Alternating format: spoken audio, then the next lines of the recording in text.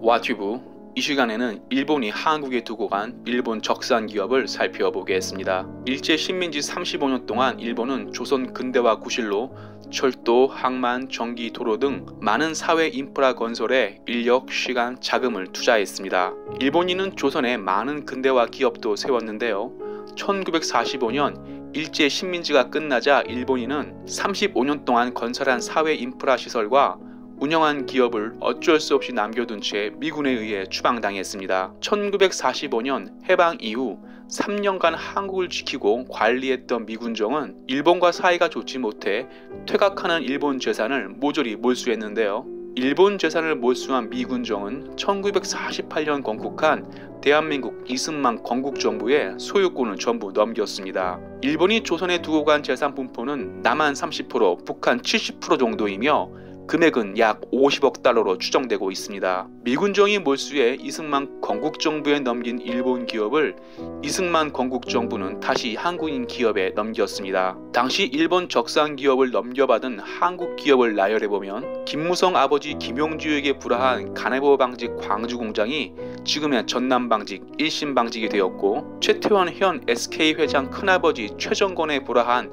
섬유공장 청경직물은 지금의 SK 모태가 되었습니다. 한국 제가 기업 전신은 거의 일본 적산 기업인데요. 나가오카 제가 유일한 한국인 관리인 박병규에 불화한 제가 회사가 지금의 해태 제과가 되었고, 토요쿠니 제과는 현재 오리온 제과에 넘겨졌습니다. 이밖에 조선 미국 창구는 대한통운, 오노다 시멘트는 동양시멘트, 주가이 제약은 중해제약, 지금도 인천 용현동에 조금 흔적이 남아있는 조선주택연단은 한국주택공사, 조선전압은 한국전력으로 분화되어 한국 경제를 이끌고 있습니다. 미국은 한국을 일본 식민지로부터 벗어나게 했으며 일본 재산까지 몰수하여 한국 정부에 넘겨주었습니다. 반면 하루아침에 재산을 빼앗긴 일본은 1951년 샌프란시스코 조약 때 한국에 두고 온 일본 재산에 대하여 청구권을 요구했지만 이승만 대통령 외교력으로 미국에 의해 묵살당했습니다. 이렇게 한국을 이끄는 대부분 기업은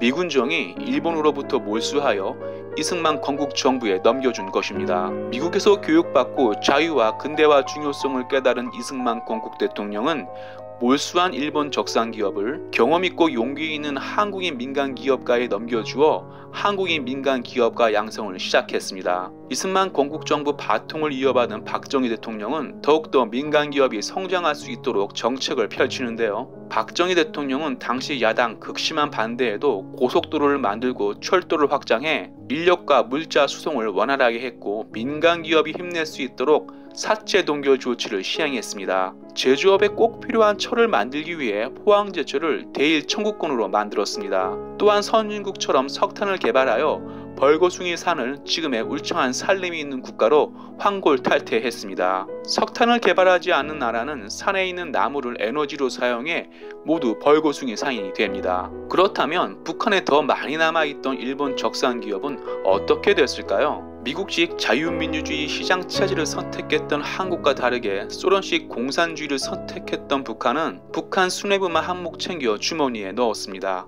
실제 북한 최고 갑부는 아직도 김일성 가족입니다. 북한은 김일성 일가만 배부르게 하다가 결국 한국처럼 일본 적산 기업을 살리지 못하고 배고픔을 견디며 살고 있습니다. 일본이 식민지 조선에 남기고 간 적산 기업은 식민지 흔적과 아픔이 남아있는 건 사실입니다. 하지만 현실을 인정하며 해안에 있는 지도자 이승만 박정희를 만나 한국 근대화에 큰 도움이 되었습니다. 반면 일본은 식민지 시절 한국에 남기고 간 일본 기업을 두고두고 아까워할 것입니다. 와튜브 마치겠습니다. 유익했다면 구독, 좋아요, 회원가입 부탁합니다.